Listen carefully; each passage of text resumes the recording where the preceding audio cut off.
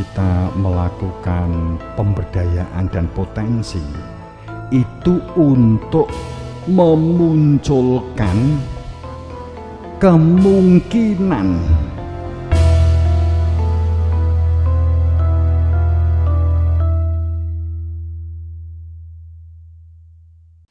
dia beri ke saya ada 3 pertanyaan tapi orangnya beda-beda. Saya hanya menjawab, nanti malam aja saya angkat begitu. Itu sesuai perspektif dari kami, dari guru-guru. Ya kadang itu kan orang itu kan melihat secara sanad membenarkan, tapi sudah maaf beribu maaf, bukan maksudnya skeptis ya, sudah terlanjur pakai ini yang dibungkus ini kan menjadi apa? Nggak nyaman diprasangkai, mosok aku jadi murid kan gitu, wong terkenal aku kan begitu. Beragama dalam man'adin, dalam ranah akhlak min rabbik. Pertama, berada dalam panduan yang berpedoman kepada dzalikal kitab. Ini tepatnya begini ayat. Ini sebenarnya kalau kita mengacu dzalika alkitab gitu ya. Dzalikal kitab, dzalika alkitab. Yang la raiba fihi, kehidupan yang dijalani berada dan menjadikan dalam kepastian arah dan tujuan kehidupan, mengetahui alamat kehidupan karena mengenali kepastiannya. Makna la raiba fihi itu tidak akan memunculkan banyak perspektif, tidak akan memunculkan banyak interpretasi, tidak akan memunculkan banyak interpretasi. La raiba fihi itu kalau la raiba fihi itu berada di dalam kepastian secara mutlak dan tidak bisa dibantah. Kalau ini teh, maka seluruh yang berada di dalam masjid ini dan yang di luar sana itu pasti mengatakan, oh itu teh, pasti, kepastian. Itu la raiba fihi. Tidak akan memunculkan banyak friksi, tidak akan banyak memunculkan banyak tafsir gitu. Kan gitu. Nanti itu dzalika alkitab. Dzalika alkitab la raiba fihi.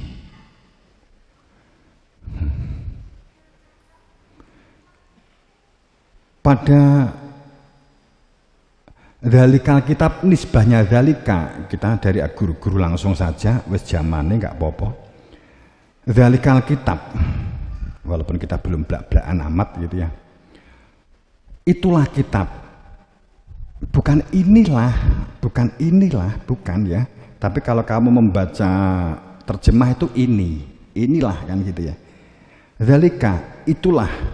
Alif lam mim, itulah. Alif lam mim.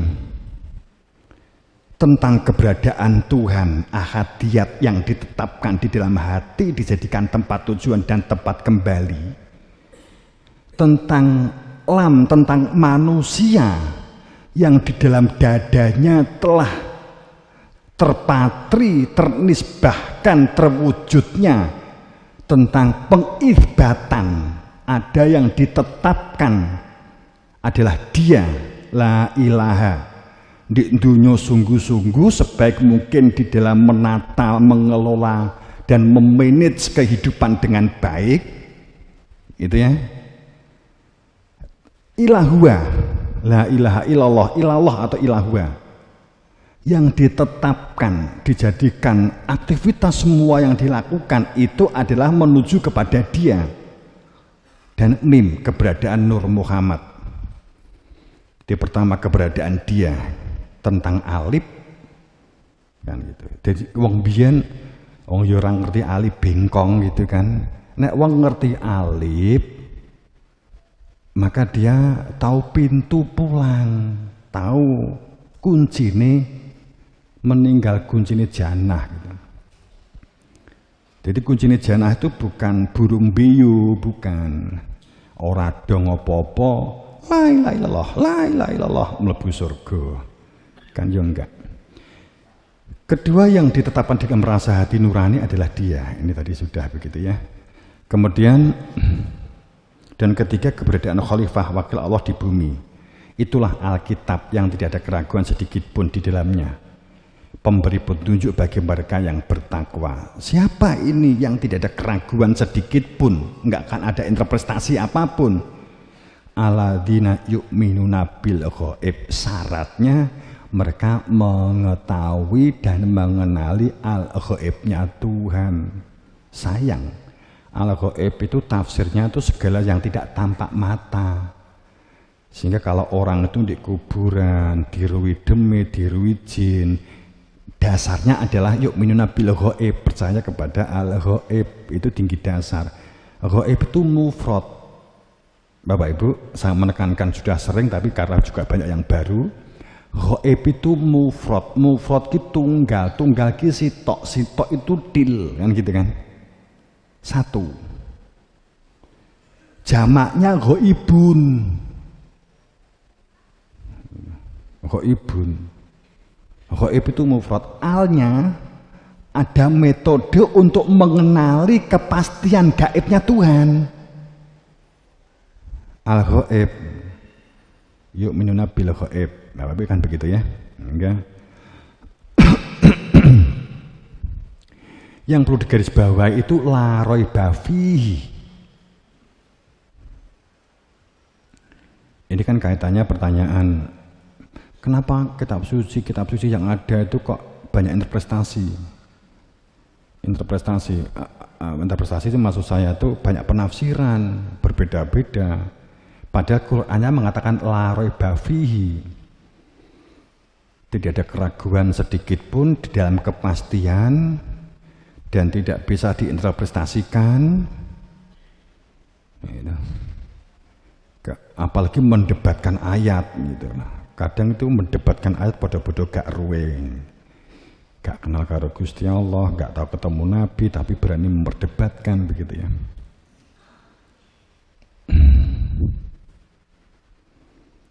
Hudan itu terang cahaya. Bapak Ibu begini ya, kalau ada tulisan petunjuk jalan itu bukan disebut hudan.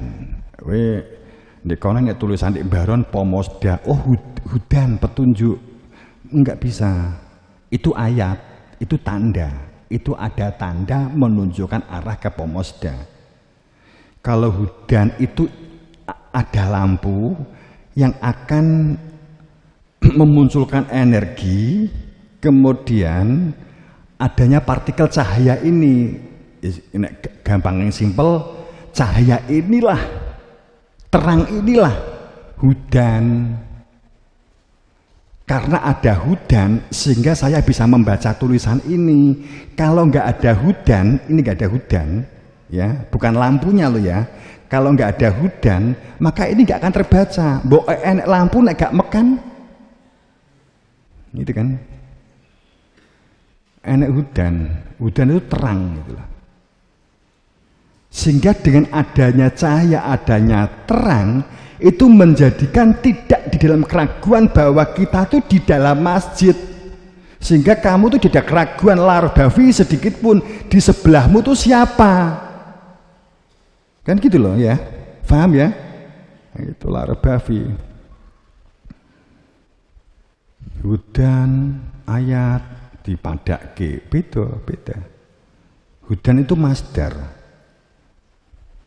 Dalam bahasa Indonesia sudah menjadi hidayah, kan begitu.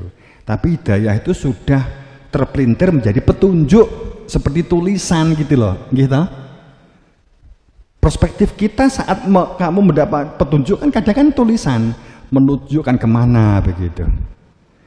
Oh wes entuk hidayah bocah kuwi, maune iki dijak mangan angel banget, wes gelem entuk hidayah gelem mangan, kan begitu. Dikira begitu, enggak. Hudan itu terangnya cahaya yang menjadikan kita itu berjalan, enggak akan mengira-ngira lagi, enggak akan menafsir-nafsir lagi ya.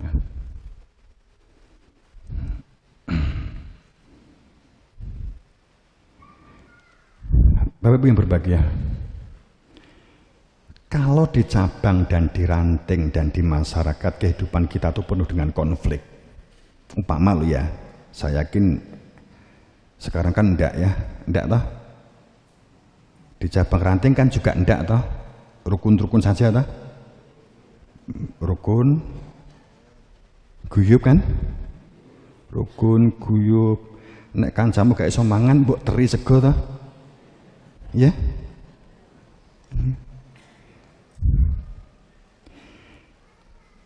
Pendidikan kita itu kan melatih manipulasi ya. Kata terus nih deh. Kembali menggok. Menggok. Saya enggak menggok. Kadang biaya greget nih begitu loh, mesake generasi-generasi ke depan itu seperti apa gitu loh. Mesake.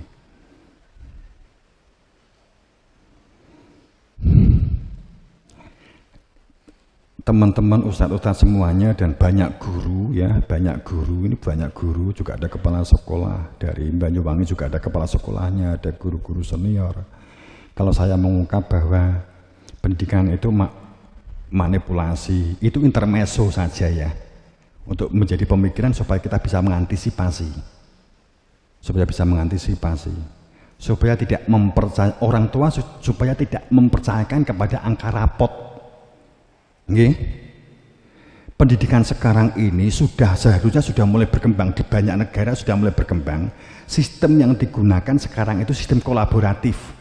Mereka merencanakan, menskedulkan, dan perencanaan dan membuat satu perilaku perencanaan strategi di pendidikan, strategic of education. Itu yang dilakukan itu adalah mereka sekarang itu sistem kolaborasi. Kemudian banyak kurikulum yang dikurangi dan kemudian si anak itu banyak dilakukan pelatihan antri, pelatihan membuang sampah yang benar, pelatihan kebersihan, kemudian bertahap akan pelatihan kemandirian begitu. Itu di banyak negara, terutama di Skandinavia sudah begini. Ini cerita teman-teman ya, cerita teman-teman yang bermain ke sana. Kita masih berkutat pada angka-angka. Karena banyak negara sudah tidak lagi ada ujian. Karena ujian itu memunculkan angka-angka. Dampaknya apa? Kamu sadar atau tidak, kalau kamu ketemu temen, kamu akan membatasi, memagari diri. Kamu ketemu si A, koncomu mbiyen, di utekmu langsung, bocah mbiyen fisikane mung 5. Kan gitu. Goblok kuwi kan. Secara nggak sadar, temennya tanya, mbiyen koncomu ya, di SMP atau di SMA nih. Iya. Tapi goblok kok mbiyen sekolah kan gitu. Iya enggak? Secara enggak sadar kita menilai. Padahal orang cerdas itu bukan karena kognisi. Kan gitu lah. Iya toh, nek ngomong pendidikan malah dawa toh, balik wae.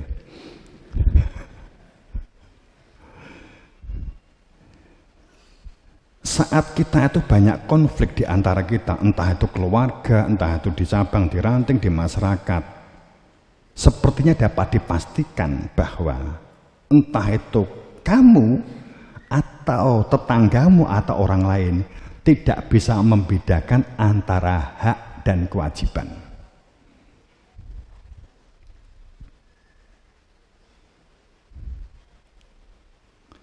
Tidak mengetahui hak dan kewajiban. Mana yang hak, mana yang kewajiban, itu nggak bisa membedakan, maka akan cenderung benturan.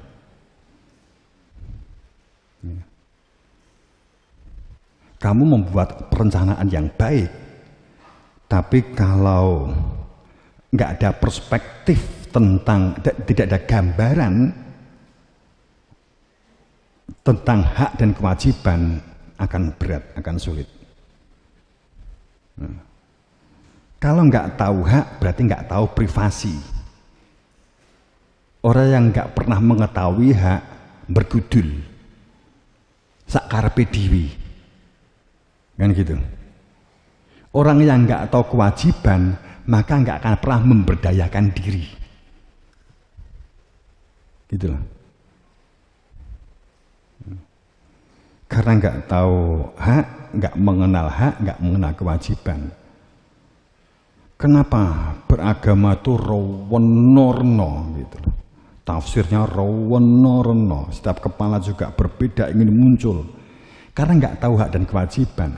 Hak itu ada wilayatul wilayah, begitu ada wilayah. Ada yang hak di situ. Menjelaskan tauhid, menjelaskan tentang Tuhan, itu hak Jibril. Bukan hak kita gitu loh, hak Jibril itu. Di Quran kan sudah jelas, sing duwe hak menjelaskan tentang tauhid, tentang ketuhanan itu Jibril gitu. Masalahnya semua kepala jenengan ki dari Jibril gitu loh. Yang banyak itu pengen dari Jibril, gimana pembuatan? Gitu. Pemenah kowe ngaji di kono dikai sangu, wah Jibrilmu saya banter. Itu yang menjadikan benturan itu. Jibril itu jabar Eli, menjabarkan detail tentang Eli, tentang Tuhan dan cara menuju kepada Tuhan. Tugasmu itu Mikael, jadi Mikael gitu loh. Kowe duwe anak, duwe bojo, nek sing kakung yang duwe ya mencari nafkah, jadi Mikael, mukun Eli, berikhtiar semuanya ditujukan kepada Tuhan gitu. Ora kok apal 10 malaikat wis dijamin surga, bodong kuwi, ngarang ae. Itu enek maknane, itu harus terserap dalam sistem manajemen kita, sistem kehidupan kita. Itu loh maksudnya begitu. Orang kok malaikat sebutkan ada berapa, 10 sebutkan, 1, 2, 3 apal kan itu disi-disian. Untuk hadiah ini calon surga itu. Namanya ngawurisasi.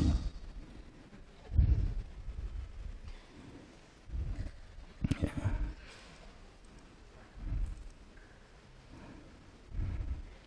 Makanya kan kulhal min syurakaim, ada yang hak.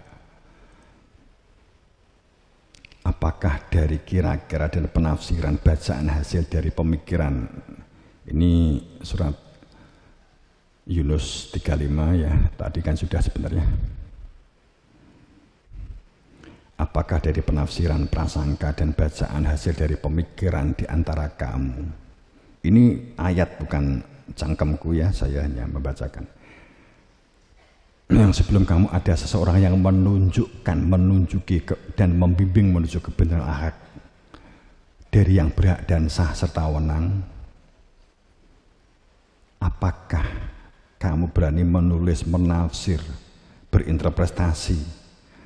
Apakah kamu mendapat penjelasan dari seseorang yang menunjuki dan membimbing kepada kebenaran dari yang hak dan sah?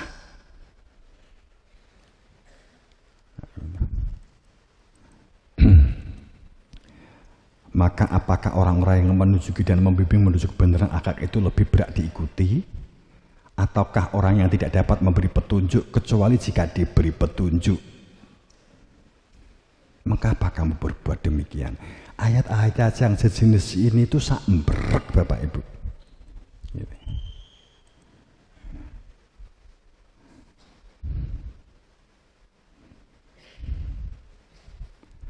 Ini saya lewati aja, udah kekera. Ini setelah ini nanti kita akan ungkap tentang kenapa kita fidak dan kenapa puji wali kutub. Ini tadi ada kabar Merapi gejolak ya, dan ada 53 gunung yang tiba-tiba hari ini bergerak dan 16 gunung siaga Dua kan begitu. Ini tadi. Ya mau berangkat sini tadi ada kabar. Itu di surat Yasin, Allahu la ilaha illa huwa. Allah itu sebenarnya petunjuk guru kita dari guru-guru gitu ya. Awal dasar kata Allah itu huwa. Huwa. Allahu huwa. Itu belakangannya kan hak. Huwa. Kemudian terdomir menjadi hu. Menjadi hu. Inna anzalnahu. Dibuka ditunjukkan tentang hu kan gitu ya. Kemudian ditambah lam takkid, penekanan kepastian lahu, dia, hanya dia kan gitu. Kemudian ditambah di depannya lilahu, diperuntukkan li untuk menetapkan dia. Kemudian ditambah tasdid di atasnya sehingga lamnya pada dasarnya adalah 4. Bukan lam hak tapi lam hak kan gitu. Lillahu, tasdid itu makna mukotob, mutakalim, sehingga maknanya apa? Lillahu, mutlak, untuk menetapkan keberadaan dia harus kenal, tidak bisa tidak, begitu ya. Kemudian ditambah alif lam, al ilahu, menjadi takrif, isim ma'rifah. Berarti ada sistem, ada yang ngasto, ada yang menunjukkan, ada yang membuka. Itu adalah isim takrif, kepastian. Al ilahu dibaca Allah, sehingga pada saat kamu lesanya mengatakan Allah, berarti kamu menuju kepada begitu loh ya. Wes paham ya sekilas ya itu. Walaupun sekali lagi meskipun ada ketetapan ja'al haq wa zaqal batil inal batila kana zahuqa, saat ahak itu datang dan batil itu akan ditenggelamkan dan tidak akan muncul lagi tentang kebatilan itu. Permohonan ditampakkan kebenaran al-haqnya dan ditenggelamkan segala bentuk dan wujud kelaliman, kebatilan, kejahilian, baik di dalam diri kita dan dalam tata kelola kehidupan, itu dikumandangkan. Dan bahkan dalam keyakinan kita ya, walaupun tidak mengurangi rasa hormat, rasa sayang ya, kepada yang tadi kan di depan sudah kita beri penjelasan bahwa kehidupan itu ada dua. Ini harus sadar, semuanya ada dua, selalu dikotomi begitu ya. Ada wadah, ada isi. Ada wadah, ada isi. Ada kehidupan yang lahir, ada kehidupan yang batin. Kehidupan yang lahir, akhlak, adab, mandiri, dharma, uswah, kehidupan pemberdayaan, berbudidaya, komunikasi, itu tatanan syariat semua. Lita'arofu jika dijabarkan kan itu semua begitu loh. Wala tatafarokunya tidak berpecah belah, membentuk kesatuan, persatuan dan seterusnya, tidak mengurangi ini tatanan lahir. Kita juga harus melakukan ini. Yang bersifat batiniah, hak pribadi bahkan privasi. Sehingga begini, sholat, poso bagi kamu masing-masing pribadi kewajiban, tapi bagi orang lain memandang itu adalah hak, menjadi privasi. Jadi kalau temenmu ki arep sholat karemu gak karemu we rasa nesu gitu loh, umpamanya kan begitu seharusnya. Nek we kalau ada orang berbuat salah saja mbok tegur, itu kan nesu toh we, iya kan, nesu. Carane negur gitu. Khalifah berkaitan dengan kekhilafahan. Khalifah itu imam, khilafah itu sistem.